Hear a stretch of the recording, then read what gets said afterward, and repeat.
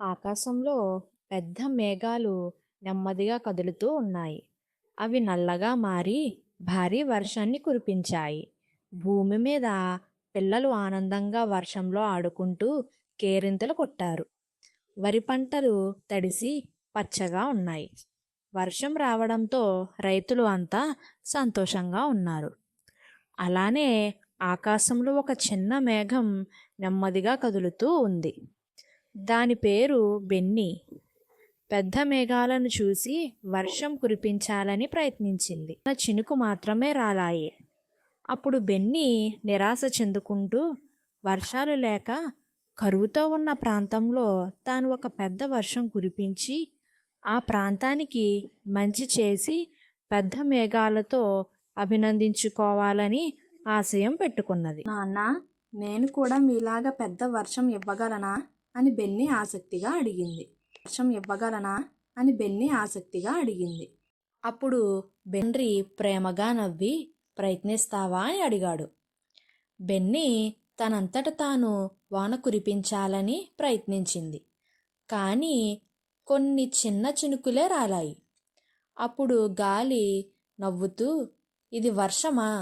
ఇది గాలిపటానికి తడిసినంత అని చులకనగా నవ్వింది. బెన్నీ కాస్త నిరాశపడ్డాడు.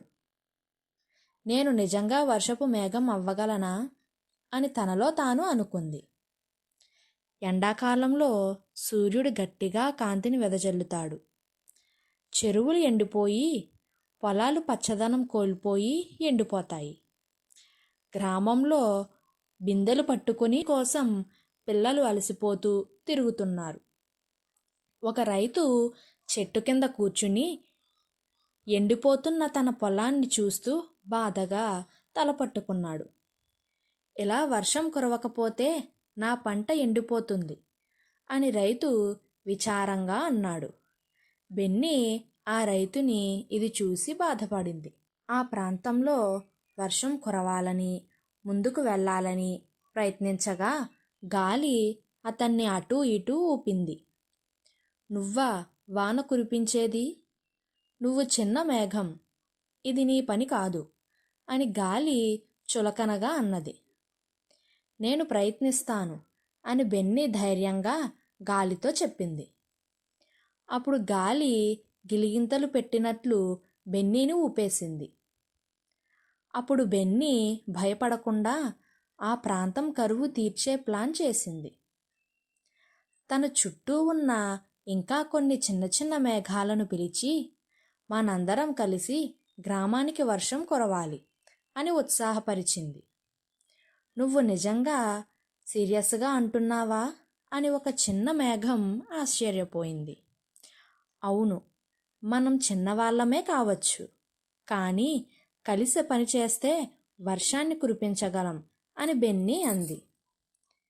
ఈ మాట విన్న మిగిలిన చిన్న మేఘాలన్నీ ఒక చోట చేరి గట్టిగా వర్షం కురిపించాలని నిర్ణయించుకున్నాయి. బెన్నీ 1, 2, 3 అని అంకెలు లెక్కపెట్టి వర్షానికి ప్రయత్నించాయి. కానీ ఒక చినుకు పడలేదు. ఒక మేఘం నిరాశగా, మనం చిన్న మేఘాలం, పెద్ద వర్షాన్ని కురిపించగలమా అంది. బెన్నీ మళ్ళీ ధైర్యంగా ఇంకోసారి ప్రయత్నిద్దాం అని అన్నది. ఈసారి అందరూ ఊపిరి పీల్చుకొని గట్టిగా తమలో తాము ప్రయత్నించారు. అప్పుడు మెల్లగా మొదటి చినుకులు రాలడం మొదలయ్యాయి. అబ్బా, వాన పడుతోంది అని భూమి మీద పిల్లలు సంతోషంతో అటూ ఇటూ పరుగులు పెట్టారు. రైతులు కూడా పైకి చూసి నమస్కారం చేస్తూ ఎక్కువ వర్షం పడి మా వరి పంటలు బాగుండాలని కోరుకున్నారు. అప్పుడు బెన్నీ ఇంకా చిన్న మేఘాలు కలిసి ముందుకు సాగుతూ పెద్ద వర్షం కురవడానికి ప్రయత్నం చేశాయి. అప్పుడు భారీ వర్షం మొదలైంది. పిల్లలు చినుకుల్లో దూకుతూ మురిసిపోయారు. చెరువులు నీటితో నిండాయి. పొలాలు పచ్చగా మారాయి.